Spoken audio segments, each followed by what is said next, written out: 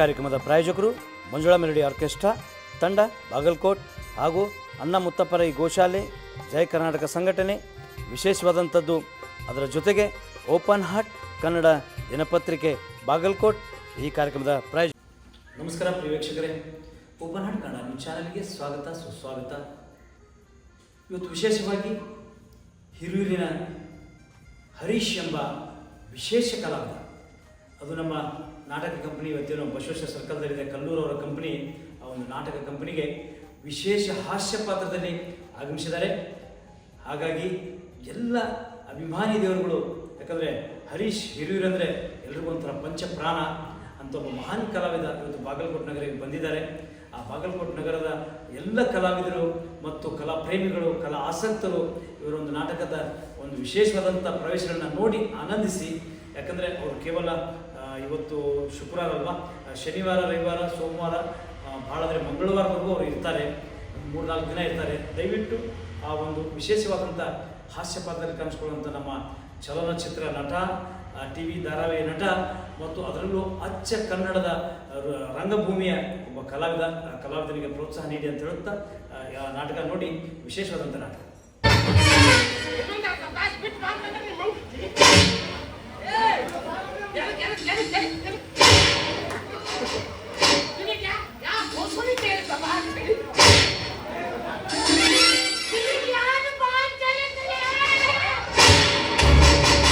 ಯಾಕೆ ನಾನು ಹಾಡೋದು ಕುಣಿಯೋದನ್ನ ನಾನು ನೋಡಬಾರ್ದ? ಅಯ್ಯೋ, ಮನ್ಸಿಗೆ ತುಂಬಾ ಬೇಜಾರಾಗಿತ್ತು, ಅದಕ್ಕೆ ಹಾಡು. ಬೇಜಾರ ಆದ್ರೆ ಈ ಮನೆಯಲ್ಲಿ ನಿನಗೇನೆ ಬೇಜಾರು? ಇನ್ನೇ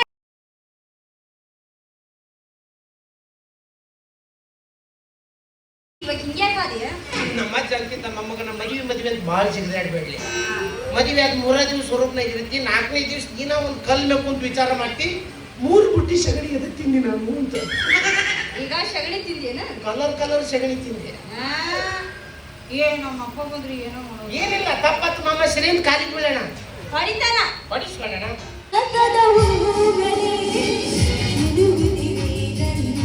ಮಾಡಿದ್ರು ಮಾತಾಡೋದು ಅದು ಟ್ಯೂನ್ ಬರ್ಬೇಕಂತ, ಟ್ಯೂನ್. ಏನು ತಾಯಿ, ನೀನು ನನಗೆ ಪ್ರೇಮ ಪತ್ರ ಕೊಡುವೆಯಾ? ನಾ ಸಹಿಸೆ. ಹೇಳ್ಬೇಕಲ್ಲ, ಗಂಡ ಸರ್ ತೆಗ್ಬಿಡ್ತಾನೆ. ಸಾಕ್ಷಾತ್ ಪಾರ್ವತಿ ಪರಮೇಶ್ವರ ದರ್ಶನ. ತುಕ್ಕಡ ಹೋ ಜಾಯ್ ಸಮझे.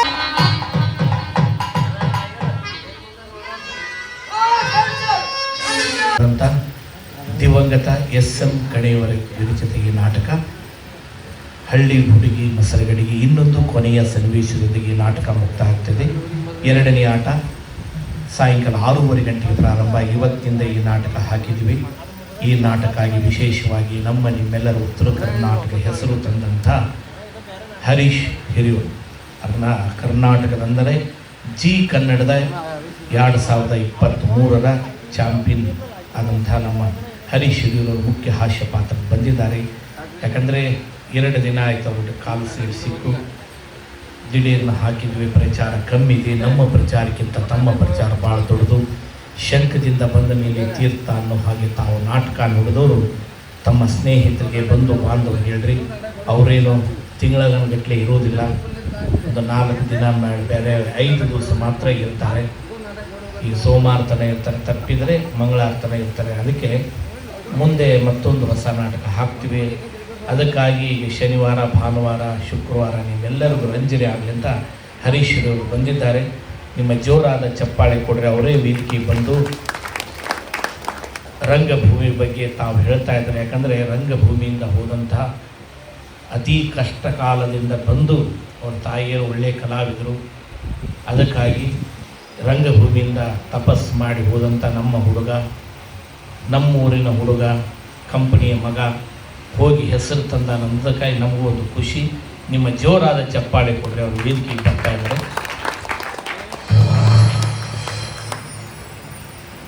ಎಲ್ಲರಿಗೂ ಬಾಗಲಕೋಟೆ ಹಾಗೂ ಸುತ್ತಮುತ್ತಲಿನ ಗ್ರಾಮದಿಂದ ಬಂದಂಥ ಪ್ರತಿಯೊಬ್ಬ ಕಲಾಭಿಮಾನಿಗಳಿಗೂ ಈ ಪುಟ್ಟ ಕಲಾವಿದ ಮಾಡೋ ನಮಸ್ಕಾರಗಳು.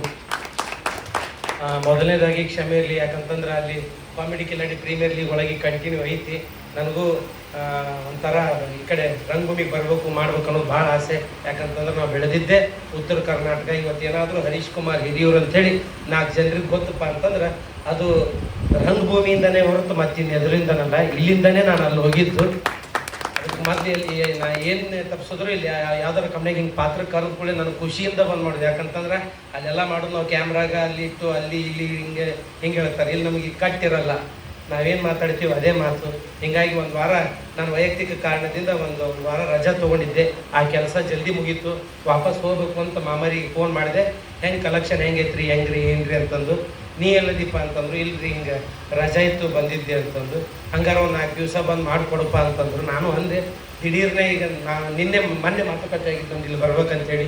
ಒಂದೇ ದಿವಸದ ಪ್ರಚಾರ ಹೆಂಗಾಗುತ್ತೆ ರೀ, ಮಂದಿಗೆ ಹೆಂಗೆ ಗೊತ್ತಾಗಲ್ಲ, ಬ್ಯಾಡ ಬಿಡ್ರಿ, ಮುಂದೆ ಯಾವಾಗಾದರೂ ಆ ಕಾಮಿಡಿ ಕಿಲಾಡಿ ಮುಗಿದ್ಮೇಲೆ ಬರ್ತೀನಿ ಅಂತಂದೆ. ಇಲ್ಲಪ್ಪ ಬಂದು ಹೋಗು ಅಂತಂದ್ರು. ಅವ್ರ ಮಾತಿಗೆ ಬೆಲೆ ಕೊಟ್ಟು ಆಮೇಲೆ ಹೇಳಿದ್ನಲ್ಲ ನಮ್ಗೆ ರಂಗಭೂಮಿಯಿಂದ ನಾವು ಹೋಗಿವಂತಂದಾಗ ಇಲ್ಲಿ ಯಾರಾದರೂ ಕರೀಲಿ ಅಂತ ಕಾಯ್ತಿರ್ತಿಲ್ಲ ಯಾವ್ದಾರು ಕಂಪ್ನಿಯವ್ರಿಗೆ. ಯಾಕಂದ್ರೆ ಕಂಟಿನ್ಯೂ ಒಂದು ಕಂಪ್ನಿಯಾಗ ಇರೋಕ್ಕಾಗಲ್ಲ. ಮೊದಲು ಜೇವರಿಗೆ ಕಂಪ್ನಿಯಾಗ ಕಂಟಿನ್ಯೂ ಇರ್ತಿದ್ದೆ. ಈಗ ಅವ್ರು ಯಾವಾಗ ಕರೀತಾರೆ ಹೇಳೋಕ್ಕಾಗಿಲ್ಲ. ಶೋ ಇರ್ತಾವೆ, ಒಂದು ಏನೋ ಪ್ರೋಗ್ರಾಮ್ ಇರ್ತಾವೆ, ಒಂದೊಂದು ದಿನ ಇವೆಂಟ್ ಇರ್ತೈತಿ. ಝೀದವ್ರು ಯಾವಾಗ ಬೇಕಾವು ಫೋನ್ ಮಾಡಿ ಕರಿತಿರ್ತಾರೆ ನಮ್ಮನ್ನು. ಹಿಂಗಾಗಿ ಅಲ್ಲಿ ಹೋಗಿ ಇಲ್ಲಿ ಬರ್ಬೇಕಾಗುತ್ತೆ. ಅದಕ್ಕೋಸ್ಕರ ಯಾವ ಕಂಪ್ನಿಯಾಗೂ ಫಿಕ್ಸ್ ಇಲ್ಲ.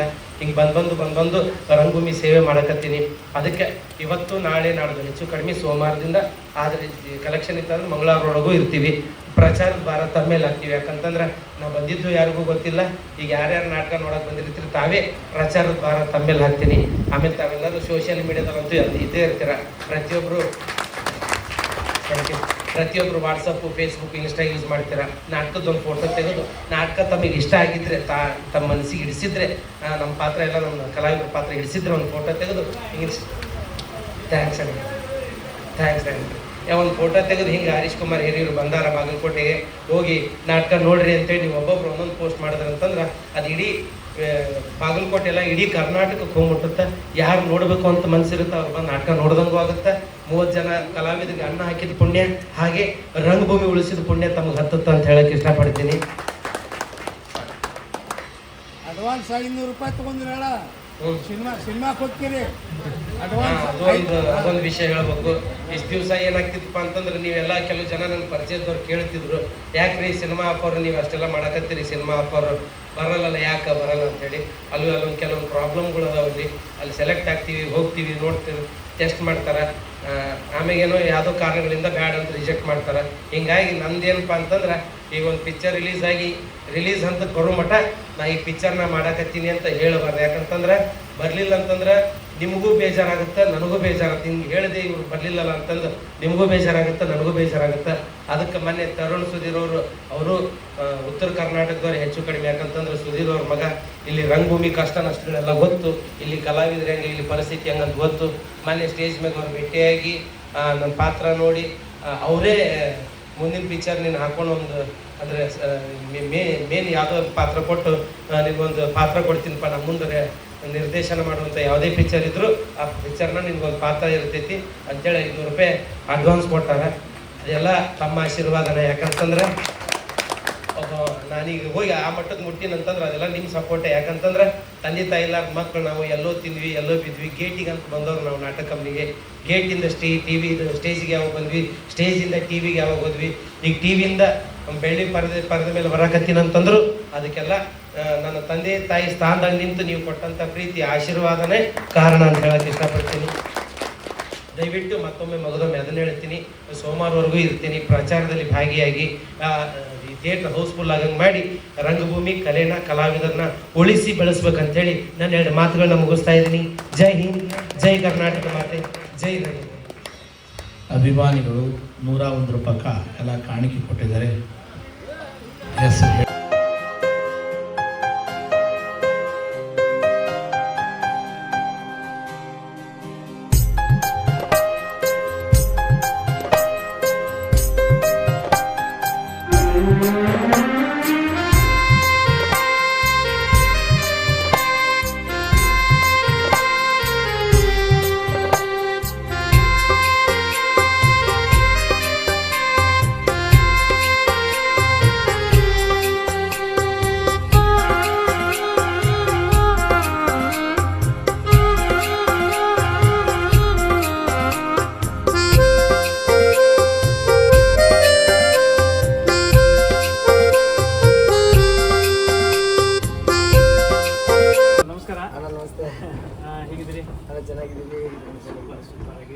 ಯಾಕಂದರೆ ಇಲ್ಲಿ ಬಹಳಷ್ಟು ನಾನು ಮನೆ ಓದ್ ನಾಟಕ ಆಮೇಲೆ ಈ ನಾಟಕ ನೋಡಿದಾಗ ಆ ನಾಟಕದಲ್ಲೂ ಒಂಥರ ಗತ್ತು ಮತ್ತು ಈ ನಾಟಕದಲ್ಲೂ ಒಂಥರ ವಿಶೇಷ ಪಾತ್ರ, ಒಂದು ಒಳ್ಳೆ ಮೆಸೇಜ್ ಕೊಡುವಂಥ ಪಾತ್ರ.